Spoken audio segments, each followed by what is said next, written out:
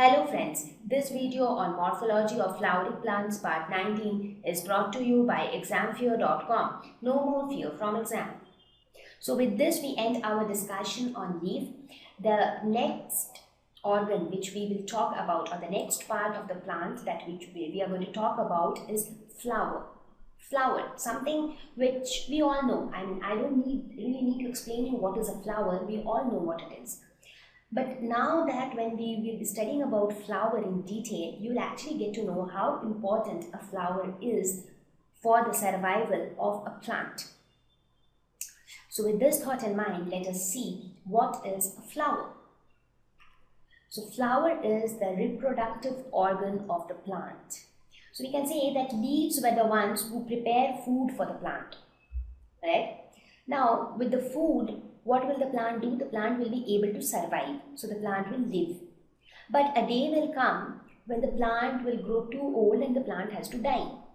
Now if there is no reproduction, then what will happen? All the plants will end up, there will be no plant left over on this earth. Correct? So there has to be reproduction. Now how will that reproduction happen? With the help of some reproductive organs present in the plant. So flower is that reproductive organ of the plant which actually helps in producing similar plants over and over again. Flower is nothing but a modified shoot. So a shoot gets modified, like how we were talking about leaves, that leaves get modified to form spines in case of cactus. Similarly, flower is nothing but a modification of the shoot. So basically, if you see, this is the stem of the plant, the entire shoot system, right? So this shoot itself gets modified to form a flower. So flower is a modified shoot. This is something very, very important to remember and to note. So before we talk about the structure of a flower or the parts of a flower or the types of flower, the first thing that we are going to talk about is inflorescence. How are the flowers arranged on a stem, or how are the flowers arranged in a plant? So that is known as inflorescence. So let us first talk about that. So inflorescence will talk about the arrangement of flowers on floral axis. Like how we talked about phyllotaxy, that is arrangement of leaves on the stem. So here we will see how flowers are arranged on the floral axis, that is on the axis which carries the flowers. Now again, inflorescence also is of two types based on whether the main axis or the floral axis which we are talking about always keeps growing or it has a limited growth. Now in one type of inflorescence, the main axis will keep on growing forever, and in the other type of inflorescence, it will have a limited growth. So inflorescence basically comes into picture only when a floral axis bears cluster of flowers. So it will not come into picture when one floral axis has only one flower. It comes into picture only when one floral axis has a bunch of flowers. So in case there is one flower on a floral axis, that is known as a solitary flower. But when we have bunch of flowers, then we talk about inflorescence. Right? So what are the types of inflorescence? Racemose and cymose. So racemose and cymose are the two types of inflorescence. So let us discuss about each of these types of inflorescence. First we will talk about racemose inflorescence. So what happens in racemose inflorescence? Here flowers are arranged acropetally. So what do we mean by acropetal? What is acropetal? It means the lower flowers are older than the upper flowers. That means the flowers which already exist, they are at the bottom. The new flowers which are formed later, they are formed at the top.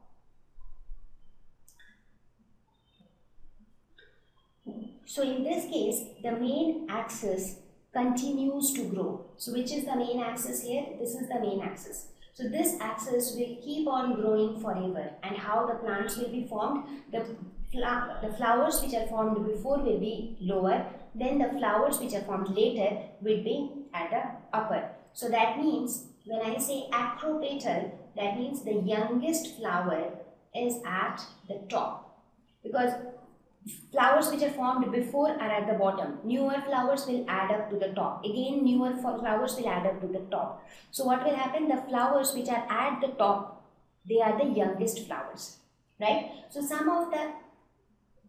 here the main axis continues to grow because the main axis will never bear a flower. I mean, it will not terminate into a flower. The flowers will always be arranged somewhere here and there on the main axis. Let us look at some of the examples of the racemose arrangement. It is something like this. If this is my floral axis, you can have flowers in this fashion. That means this is the oldest, these are the newer ones. So the ones which are at the top are the newest flowers. This is one example of racemose inflorescence. Another example could be something like this. This is the floral axis. You have a branch here and which again bears flowers. You have another branch here which again bears flowers. You have another branch here which bears flowers. Another branch here which has flowers. So this is also an example of racemose arrangement because the main axis will continue to grow here because see, the main axis is not perturbed with the formation of so many flowers. Again, there could be another formation where you actually have a very, the main axis is not very long, the main axis is small, but the flowers which are formed are somewhat like this. These axes are like very long axis. So the flowers actually are no longer than the main axis. So these are all here. In this case, the main axis is short. So these are some of the examples of racemose inflorescence. This is how racemose inflorescence look like. Let us now see what is cymose inflorescence. Here, the main axis terminates in a flower. So the main axis itself, see this was the main axis, right? So the main axis ended up in a flower. That means it cannot grow any further. So it has limited growth. The main axis has limited growth. Axial branches continue to grow. So even though the main axis cannot grow, that means it will not have the main axis will not be very high. However, the lateral branches which bear flowers, they can continue to grow. So it will spread laterally. So in this case, what will happen? The youngest flower. Where will be the youngest flower? The youngest flower is at the bottom. How? That is because this portion, that is the main axis, will not grow, but the lateral axis or the sidewise axis will keep on growing. So when they keep on growing, at the end it will happen that the main axis, the flower which was here at the tip, that remained at the bottom and all other flowers actually went up. So therefore the youngest flower which is formed is basically formed at the bottom. So some of the examples of cymose arrangement would be somewhat like this. Let us suppose this is the main axis. It terminated in a flower like this. But the lateral branch can grow. The lateral branch can continue to grow like this. So this can actually have flowers. Again, there can be an arrangement like this. Like this is the main axis which terminated in a flower. There is another axis which terminated in a flower. Again, this is terminated in a flower. Again, from here another one which terminated in a flower, and so on. So this is also an example of a cymose inflorescence. Another example could also be like this. Here you have the main axis with a flower. Here is another axis with a flower. Here another axis with a flower. Here another axis with a flower. Here again you have another axis with a flower. Here another axis with a flower.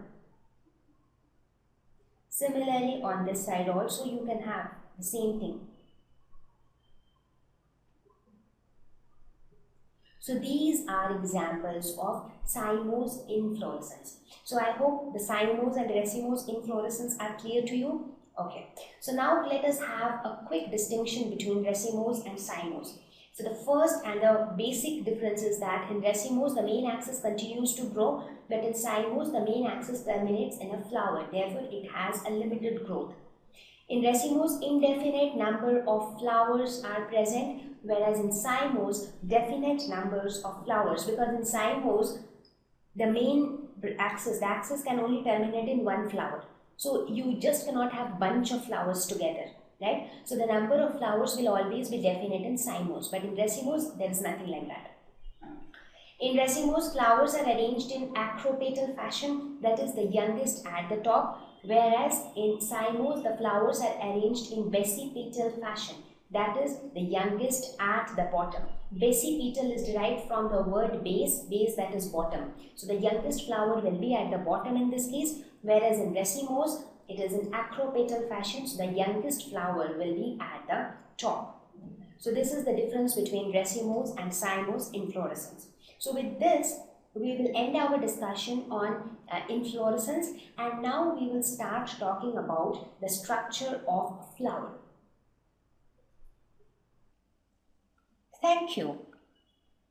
Please visit www.examfear.com to watch more videos, attempt free online test, get free study material, find tutors and mentors. Thank you once again.